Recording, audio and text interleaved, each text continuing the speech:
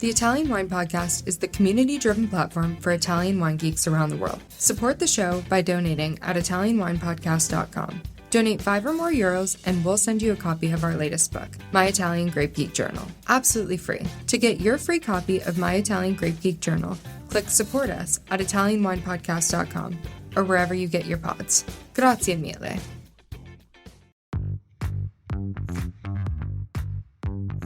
Welcome to this special Italian Wine Podcast broadcast. This episode is a recording off Clubhouse, the popular drop-in audio chat. This Clubhouse session was taken from the Wine Business Club and Italian Wine Club. Listen in as wine lovers and experts alike engage in some great conversation on a range of topics in wine. If you enjoy listening, please consider donating through ItalianWinePodcast.com. Any amount helps cover equipment, production, and publication costs. And remember to subscribe and rate our show wherever you tune in.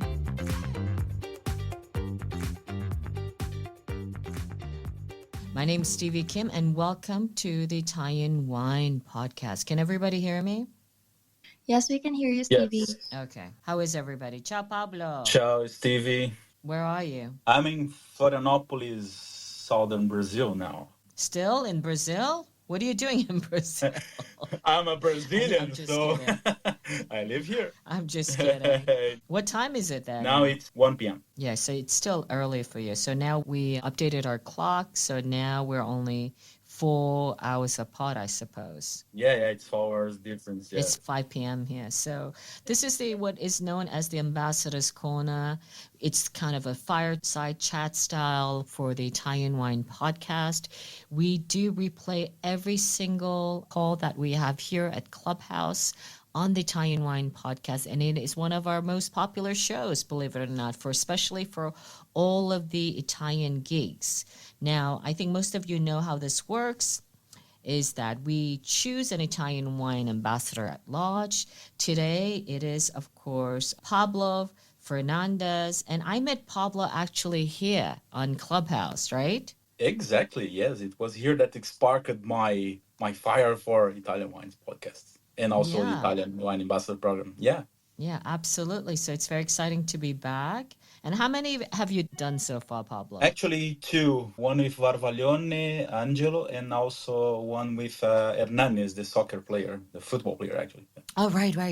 The famous soccer player. So tell us a little bit about yourself, a very skinny version. Well, I'm an engineer. I'm back working with engineering.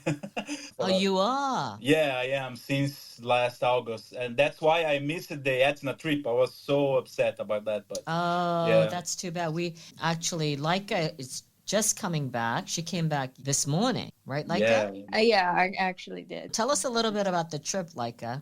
It was really fun. We went to several wineries, famous wineries actually. One of the highlights I went to was Tornatore, also Donna Fugata. It was really fun. We've tasted a lot of wines. So in the beginning, we went to the Taormina event, which was organized by Cronache del Gusto. It was 3 days and full of master classes. Then afterwards, we had 3 more days to spend time to visit wineries around the area. So that was really fun. Yeah, there were about 17 of them. I was just in the very beginning bit, and I did some Insta Lives, if you want to check that out, of some master classes, of which there was an epic masterclass by Daniele Cennilli and Pedro Ballesteros, the master of wine from Spain, with 4 vintages of Sassicaia. Unfortunately, it's in Italian. It's an incredible story telling of these 2 professionals, wine professionals who have been dedicated their lives to wine storytelling about Sassicaia and Bolgheri in general. So check that out on our Insta grid, both on Italian Wine Podcast and Vinitaly International Academy. There were some other Insta Lives, which I think is worthwhile. There was a blind tasting between Etna and Burgundy. We had Salvo Fotti, and then we had some Donne del Vino from Puglia. Very exciting as far as I'm concerned with regards to masterclasses. So check those out as well. So Pablo, so you went back to engineering because you couldn't make any money from wine?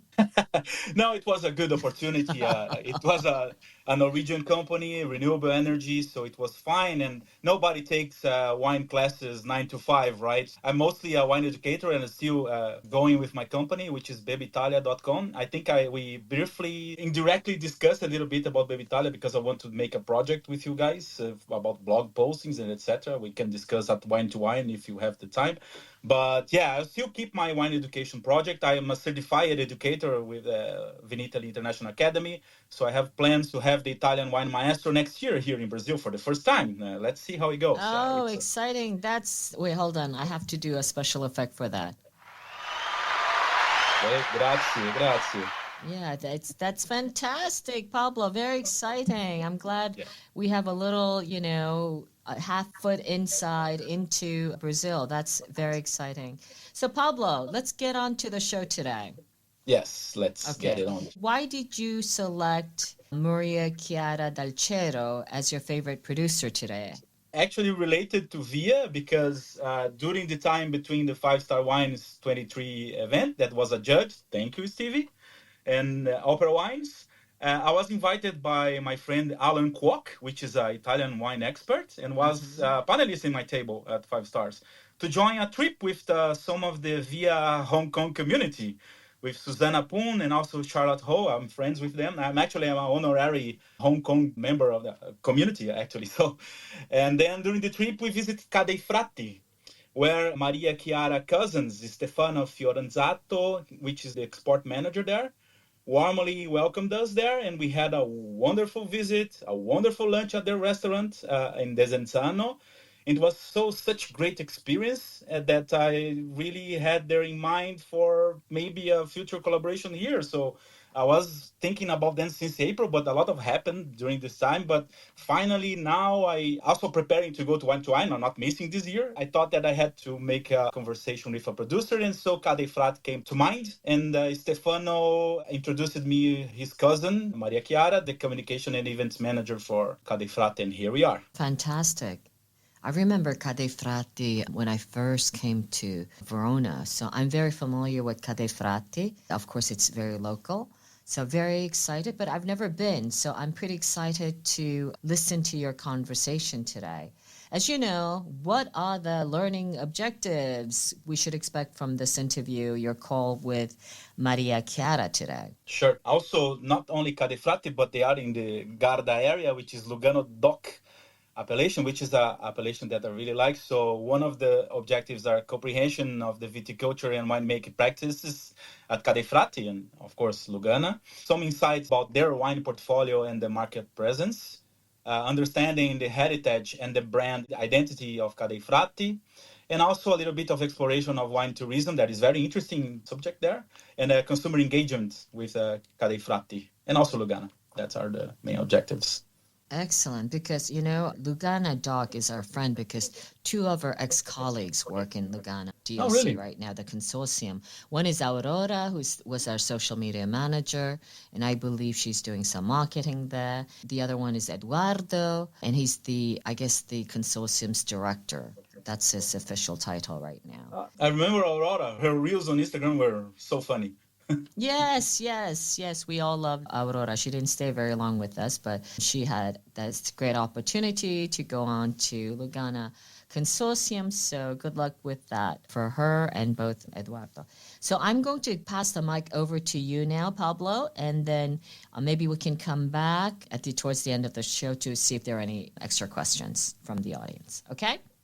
Okay. Thank you very much, Stevie. Firstly, I'll introduce Maria Chiara Dal Cero, graduated in Ancient Literature and History of Art at the Unicat of Milano and University of Verona. Then 2 masters, one in Philosophy of Food and Wine at San Raffaele Milano, and Communication for Companies and Management of Events at the University of Florence.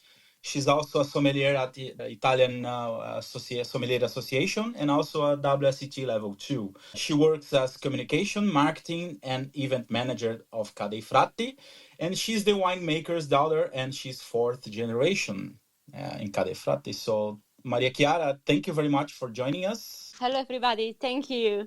It's a pleasure. So, let's start. How did your journey with wine begin, and what sparked your interest in it? It was really being the family that you had no choice, or you really were into since young? So tell us a little bit about that. Yeah, it's a good question because I had a particular education. At university, I chose ancient literature because I was interested in culture.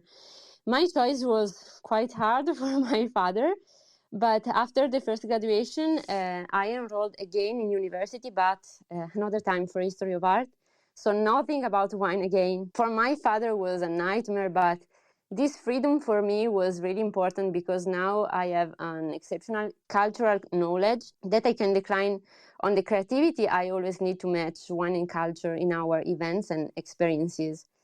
And during the years of the university, I did a sommelier course in Brescia and I ended it in 3 years with a final diploma. After that, I did a WSET 1 and 2 and a master of 1 year in management of wineries and another one in hospitality in wine.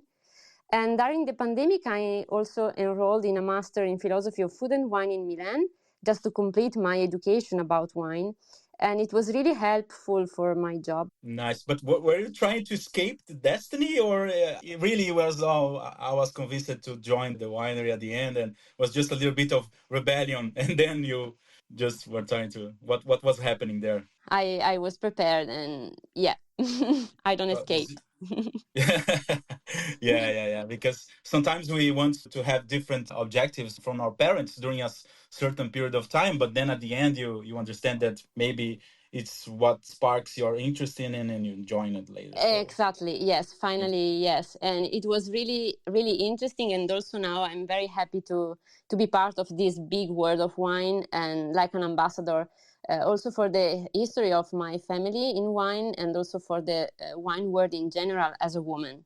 yeah, no, that's very important, especially in our Catholic societies, that women has a lot of barriers until now, but I really admire women in wine. So yeah. Yeah. So let's talk a little bit about Ca dei Frati's history and the journey that led to its current prominence. What is the story behind the name and the significance to the winery? The history of Ca dei Frati began as early as the 15th century with the Carmelite friars who cultivate vines here. In fact, the name Ca dei Frati means in English house of friars. Napoleon then closed the small religious realities in the area, so the little house of Ca dei Frati passed into private hands until 1939, when my great-grandfather, the name was Felice Dal Cero, moved from a small village in the province of Verona between Soave and Valpolicella, very well known for wines. The name was Montechie di Crosara, to Lugana on Lake Garda,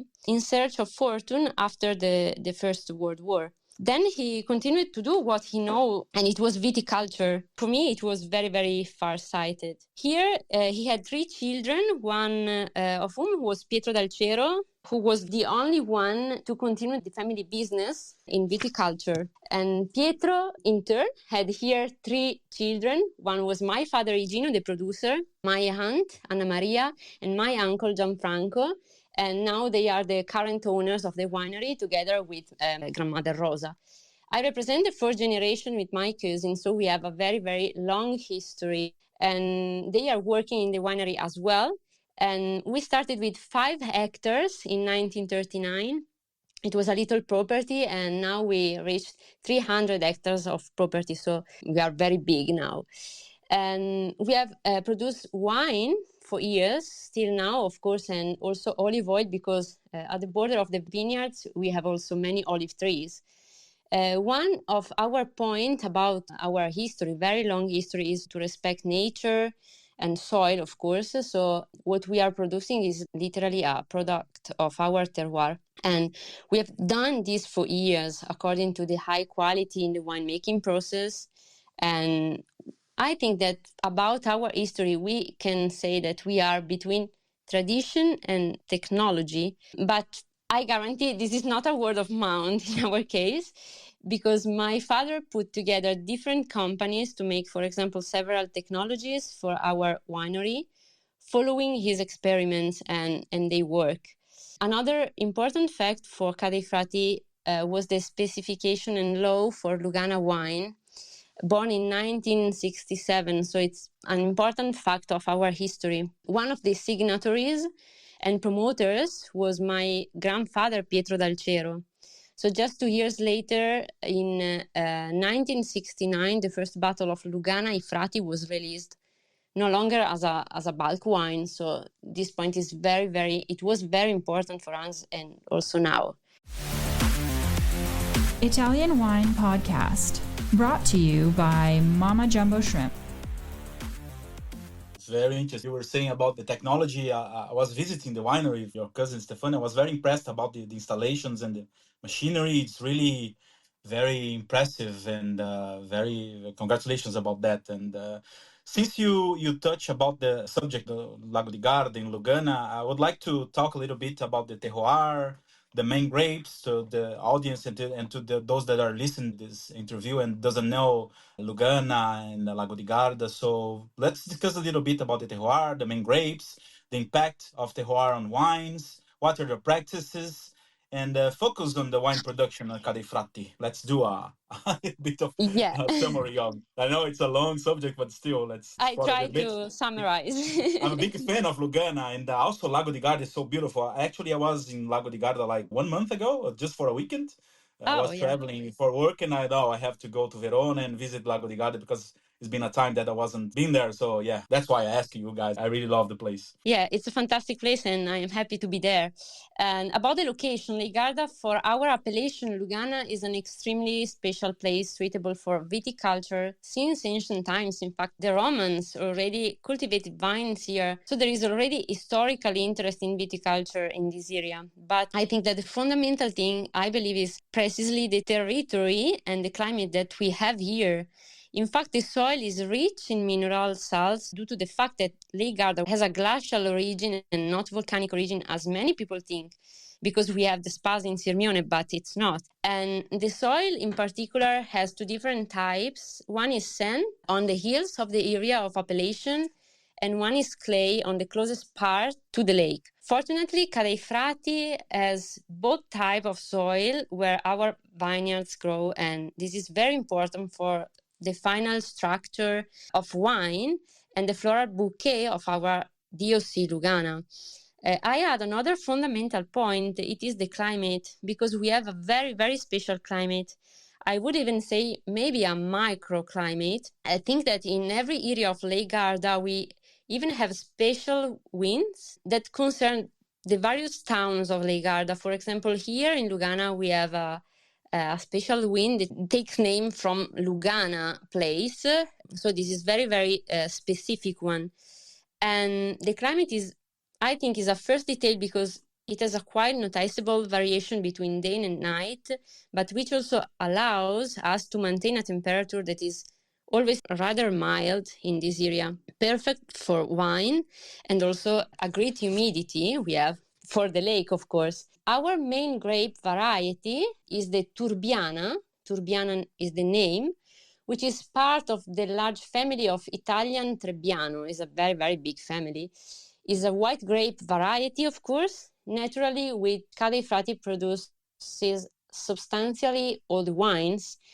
We have 100% Turbiana wines, such as Lugana ai Frati and our Brolettino, which can also be aged for 10 months in fresh oak barrels. But also the other blended white wines always have a good portion of Turbiana because it is our most important vine here. And I believe that Lugana DOC is truly one of the excellencies of our place, of course, because it represents exactly what local production is. And this minerality, freshness, and verticality in flavors that can be felt in the glass, it really respects what the fruit is. It's very fruity wine, I think. It is curious that the grapes, also when it is ripe, it always has a very acidic part, which is easily brought back into the winemaking. So it is easy to drink and extremely versatile. And I think that Lugana is one of my favorite wine at all. Also mine. I really like the white wines, and I really like the Lugana. I think it's still a hidden gem of Italy, and so we really still have to enjoy it. Still, that is not that expensive. So, yeah, I agree with you. And there's a little bit of difference, even in you were saying about the micro terroir between a Lugana close to the lake and other Lugana that is more inside. That is, one is more fruity, one is a little bit also fruit, but a little bit of mineral. This is something that I noticed tasting some wines. There is even differences between the Lugana DOC. So this is Yes, something that I would like absolutely. to point out. I agree. And it is very, very interesting, for example, to taste different Lugana from the same region, because in the appellation we have 5 different commons. Only one is in Veneto region and the other are in Lombardy, of course. And yes, it's quite interesting to find a little differences between the Lugana of the hills, for example, and of the lake, because are different. It's not so easy to understand maybe in the first glass you can try, but yes, it's interesting. The vineyards from Ca' dei Frati are in Sirmione, right? Right, yes, Sirmione, Yeah. Lugana, right. No, just I was at this little bit of a intermission because I was remembering my studies on the Lugana DOC. Let's dive a little bit about the wines of Ca' dei Frati, because you briefly mentioned about the wines that you have the I Frati, Brolettino. Also, you have a blend that is Prato that it blends with Sauvignon Blanc and Chardonnay. But you also have some Privilegio di Famiglia wines. I was very curious about these ones because it's a version of the Frati Brolettino, right? Yes, exactly. Yes, it's a special version. We can say Riserva, but we don't use this kind of name. But I think is the same, because for I Frati and Brolettino are 100% Turbiano, of course, so our typical and varietal grape. But in the case of Privilegio di Famiglia, they stay in the winery for 5 years and then we release it on market. So it's a sort of upgrade just to demonstrate that the Lugana is not only an easy drinkable wine, but it's also a wine that you can leave in your cellars and open the bottle after 5-6 years. And the result is incredible, I think. Also, you guys do bollicini, right? Sparkling with Turbiana, right? There's Yes, Cuvée dei exactly. Frati. Yeah. It's very good. I Yeah. tried it. It's so good. We produce 3 kinds of sparkling wine. 2 are white sparkling wine and 1 is a rosé. The 2 sparkling white wine are with Turbiana, 90% and 10% of Chardonnay. And in the case of the rosé, it's Marzemino, Sangiovese, Groppello, and Barbera. 5 red grapes we grow in the area around here, very close to the lake. We use the traditional method, so the same method of champagne, of course, and they stay on lees for minimum 24 months. And for the 2 Brut sparkling wine, but we have also the dosaggio zero, so no sugar inside, and in that case it stays for 36 months on the lease, so a little bit more. We appreciate a lot the sparkling wine, and it's not a very, very big amount, but yes, it's an important number of our production. Just an extension a little bit about terroir, because the world is changing and the climate is crazy these days. And so if you could comment a little bit of the climate change impacts on Ca' dei Frati and what strategies you are employing. And also something that I noticed that the Lago di Garda level is a little bit lower than used to be. So I don't know if probably this is also impacting the climate especially. So if you can discuss a little bit about that. Yes, it cannot be denied that agriculture and viticulture are also affected by climate change. And we live in close contact with nature and are well aware of it. In any case, our approach is that of sustainability. For example, every year, the initial moment of the harvest is brought forward. Our grandparents harvested in mid-September, but today we harvest at the end of August. The grapes ripen earlier due to the heat, of course. The weather is often unstable, and this has an impact that we manage while paying attention to the environment, of course. And the harvest is increasingly complex, mostly because of this unstable weather. And we must be ready to present for any problem that maybe may show up. And it's not easy for those who do our job, especially to maintain a high quality of the grapes during the year. And for the rest, we try to take the nature in everything it has to offer. If there are hotter summers, for example, we have a roof made of solar panels to be as sustainable as possible from an electricity point of view, for example. And even for the water we use in the cellar, we have a continuous recycling home automation system to avoid throwing away drinking water.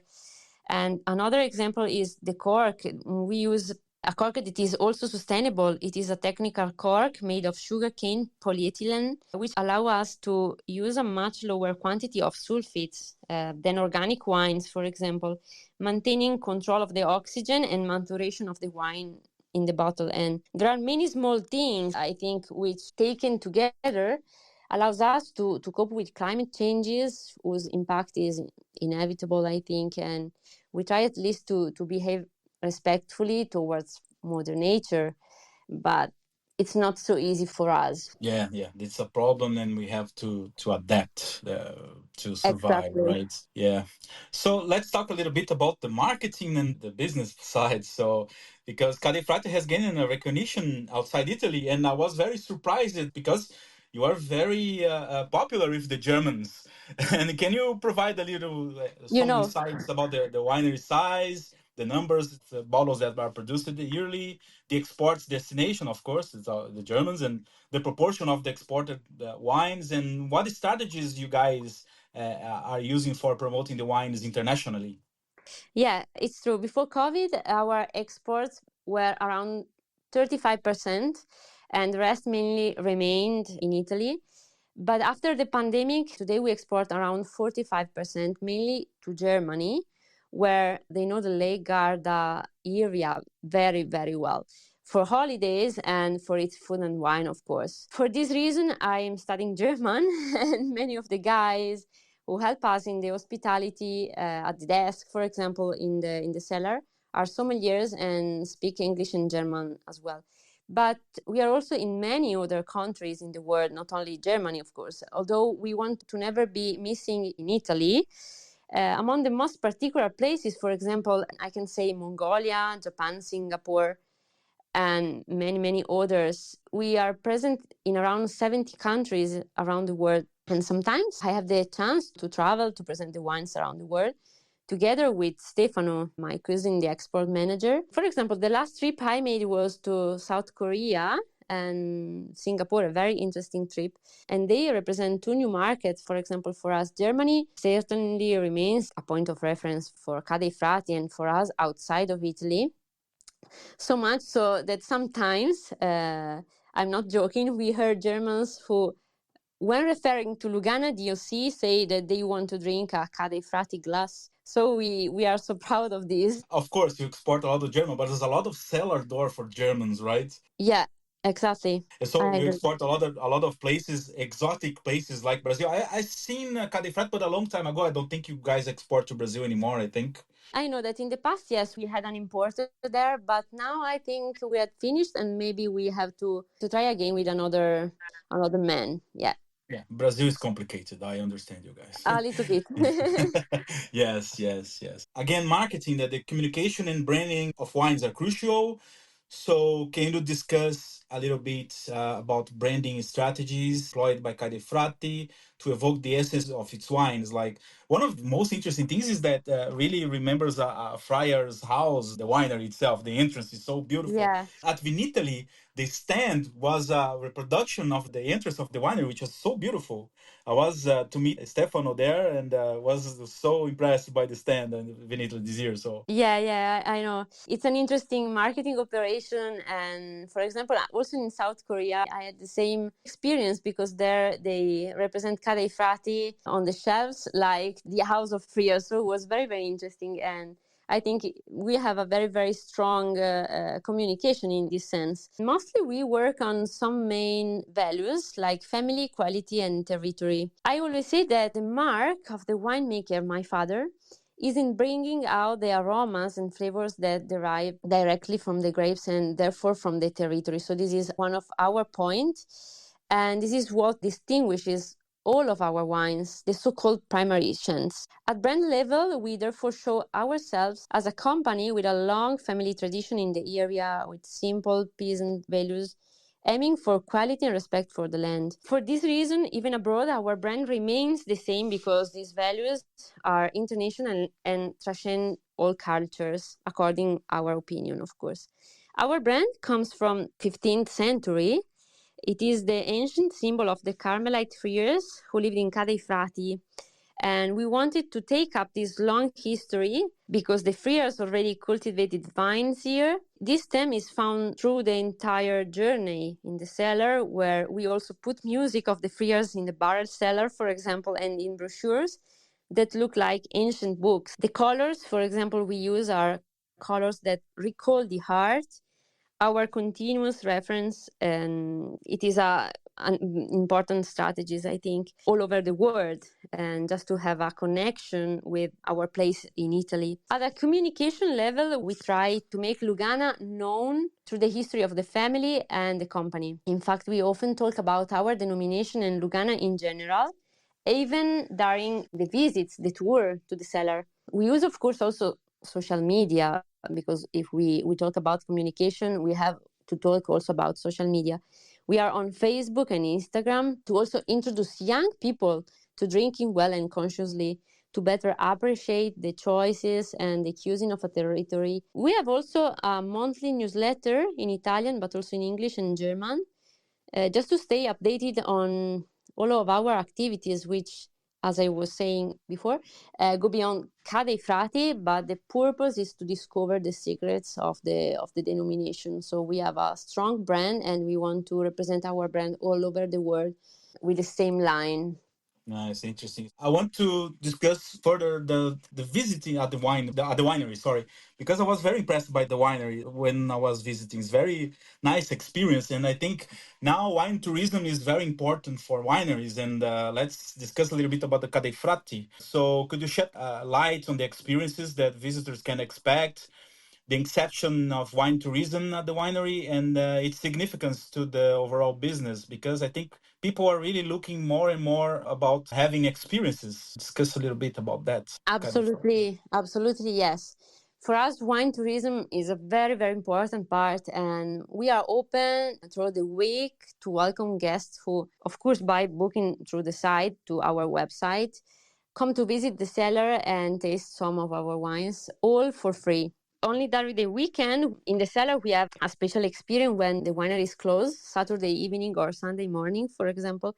And we offer some paid food and wine experiences monthly. There is a limited number for participants. And here the visit to the cellar becomes a little bit longer, more or less is 1 hour.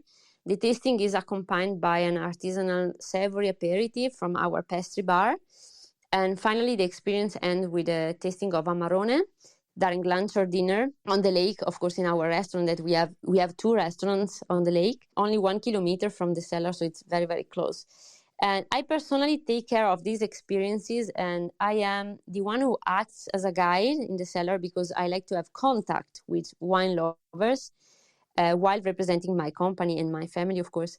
The fact that standard visits during the weekend are free is a point that sets us apart, because in Italy, no one visits a winery for free anymore.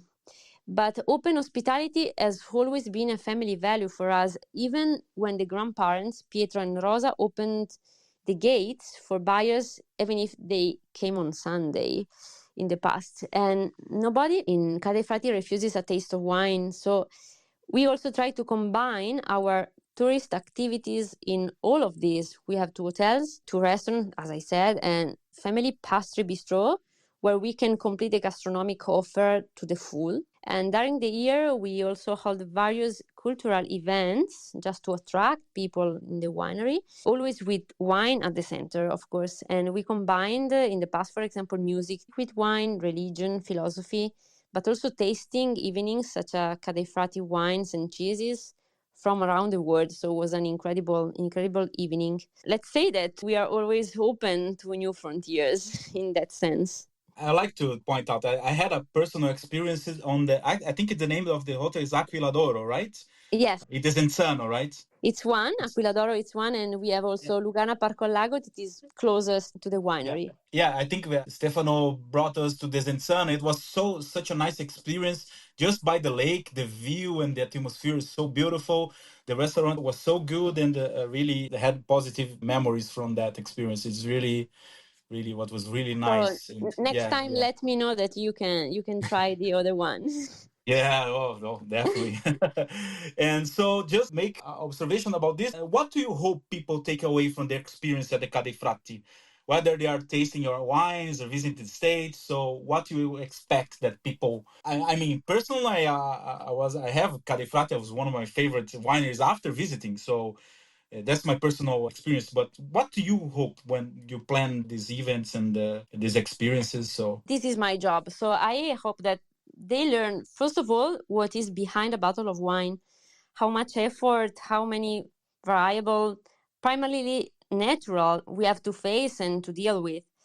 I hope that they learn to appreciate the products of a territory, not just ours, creating an open attitude to discover. Usually, the people I met, and I always meet, are amazed after the visit to the cellar, explaining in detail the processes, technologies we have, and times necessary to create wine, and also to create awareness of what is behind and inside a glass of wine. I think it's very, very important, and it's very interesting for them. Our intention is not only to share our history and our activities, that is, of course, one of our points, but also to share the world of wine in general through a way of being and approaching the product.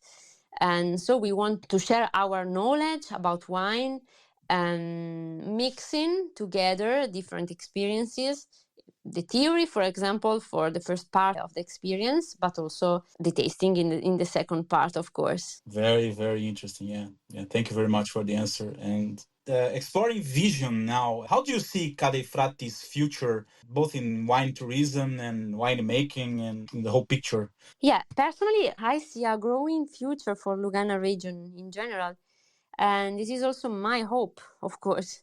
Mainly, I believe that Lugana DOC is a simple wine to drink, appealing to all palates due to its great freshness and its fragrant hints. And I think it's difficult not to love a wine like this. Then, for those who really love deeply, we have also created a new line, as I said, Lugana I Frati in Bollettino, Privilegio di Famiglia. This is for us another point, just to have another experience a little bit deeper than the standard one. I think that it's important to understand the potential that apparently simple wine as Lugana can have over time, and this is the direction. So a wine that will be discovered more and more thanks also to the tourist push that, of course, our area certainly has. But another point that must not be missing today for me is the attention to sustainability in the cellar and the ability to make the wine itself speak of territory. My father always says that well-made wine is one that can be recognized on the nose and in the mouth without knowing the label. It's quite hard, but I think he is right. And in Italy, we have many good wines from extremely different territories, and each must find its own path, its own market. What profoundly distinguishes one wine from another is the territory from which it comes and to life. And this must be the direction it aims toward, both on enological and communicative level, I think. And I think you guys are in the right direction, especially with the trends that we are seeing in the wine world, that people are asking for more freshness, more young wines, and also easy to drink, but it's not simple wine. It still has its particularities, a little bit of complexity, and affordable at the same time. So yes, I think you guys are in the right path. And people, when it starts to figure out Lugana as a quality region, and I think people in general are really looking for Lugana wines, and I think the future is bright for the region, actually. Let's talk a little bit about wine and food pairings, especially for the Cadefratti. I think it's a very good wine to have with food. So what are your favorite pairings? I really like zero dosage sparkling wine through the meal. I find it very versatile and goes well with Mediterranean cuisine, of course. However, if I have to choose one of our iconic wines to best match, it is the Lugana I Frati DOC with a grilled sea bass or a typical lake fish and a side fish of vegetables. I find it a simple and tasty dish, ideal with our wines. In my opinion, the best pairings are those that remain local, a local wine with, of course, local food, I think. It is also nice to understand the tradition often rural here of some typical combinations that are made in Italy. Personally, when I travel, I always try to taste the typical products offered by a place, just to learn something deeper and experience the area in this way. This is what I try to do through our wine and our wines experiences in the cellar, which at the end also concern our restaurants. And during the holiday, I also really like the Passito Tre Filer, combined our sweet wine, of course, combined with our Veneziana. It is a traditional panettone, if how we can say, yes, less known. It is a low panettone, which we make in our pastry shop with apricot, just to match by analogy with our sweet wine of Turbiana grape and this kind of panettone. Just a personal question. What's your favorite wine region apart from Lugana, or wine that you like? It's quite difficult to say. Usually producers just, I like my wine, and that's it. No, I can say different wine, yes. I am a wine lover, and every time I go abroad or tour Italy, I always try to combine a visit with some wineries, of course, and it is an intriguing world where you never stop learning something. Among my favorite wines, there is absolutely port. I particularly love tawny port, but Really? Yeah, but I believe that in addition to the taste of the wine, in that case, my opinion is also greatly influenced by the history of that wine, which fascinates me greatly. And I have been to Portugal many, many times, and I have visited all the Portuguese wine places with my boyfriend, and I really love their lifestyle. But I also really like white wines, the ones most similar to our Lugana, for example. If I go out for dinner, maybe I will happily drink a glass of Müller-Thurgau, for example, or Riesling. I really enjoy wines fresh and fragrant in general from the north of Italy and north of Europe. And maybe that's why the Germans like your wines, because really reminds a little bit of a Riesling in a way. So yeah, that makes sense. I think so. Absolutely. And also talked about a little bit about tawny port. I love Madeira. Madeira is great, so great, Oh, and still yeah. cheap. Still cheap. Even the old ones are so good. Yes.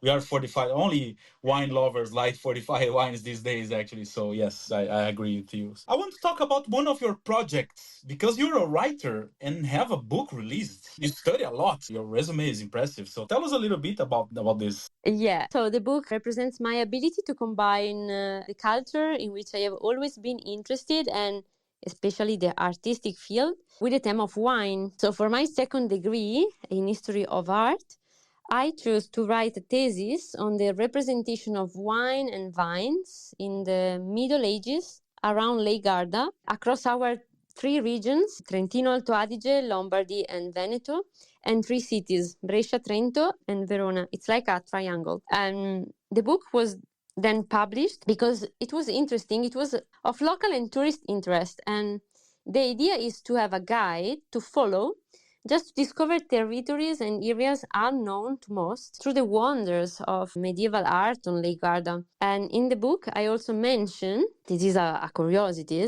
I mentioned the ways in which people at the time drank and paired local foods. And in this way, I demonstrated to my family how wine is truly a versatile topic. Very nice. Very nice. Congratulations about the book. What is the title? If I translate, it's the representation of wine and vines around the Lake Garda in the Middle Age. Nice. And now, since you talk about curiosity, it's the last question that I have. And just to spark a little bit, tell me something, and can be about anything we discussed or not. Tell me something that I probably don't know. About Ca' dei Frati. It's quite difficult because... About anything. It doesn't need to be, but it could be about Lake Garda, Lugana Dock. Okay. A secret. There's no secrets, I think, because the territory and nature are fantastic here, and there are no secrets. But it's quite difficult. Something that I probably don't know, or locals only know, maybe. Have you ever seen the shape of the grapes, of Turbiana grapes, maybe when you came here? Unfortunately, no, but... So, because the shape of the grape, of Turbiana grape, it's a little bit different from others because of the nature. So we have very, very high differences between day and night in terms of temperature. The shape of the grapes can avoid the problem of humidity between the fruits. In this case, the shape of the grape, in this case, can help the winemakers just to protect the fruit during the maturation in the vineyard. So it's a curiosity that I can tell you. Nice. So we're done. Stevie Leica, it's Okay, well, my goodness, I thoroughly enjoyed this conversation. I feel a little bit embarrassed because I do live in Verona for many years, and I've never been to Cadefrati. But Maria Chiara, we do drink your wine, so I hope that makes up the... It's a pleasure. I want to wait for you there. You know, I think the fact that you have the winery visits for free for everybody is commendable because nobody does that anymore. And I think everybody, I'm not sure you were supposed to announce that because we have a lot of listeners and they might be coming in an invasion style to your winery. So I'm not sure that was such a great idea, but thank you so much. Pablo, seamless interview. You were super prepared. I love it. You're like an engineer going into this discussion. Thank you for bringing Maria Chiara along today on this call. And I do believe we have a question from the audience, right, Leica? Yes, it's actually from Anna. She's still here. She said, "Hello, I have a question. Which markets you are focusing on right now? Do you believe that Lugana could be the next it wine? P.S. Love your wines." Oh, thank you so much. As I said, our main market is Germany, and we are focusing on it now. But not only Germany, also the Asian part is our market now, and we are investing a lot in that area. For example, we are planning for next year another long trip, more or less 2 weeks, between China and Japan. Me and Stefano, my cousin. We have been in China since a long time, more or less more than 20 years, I think, and Japan too.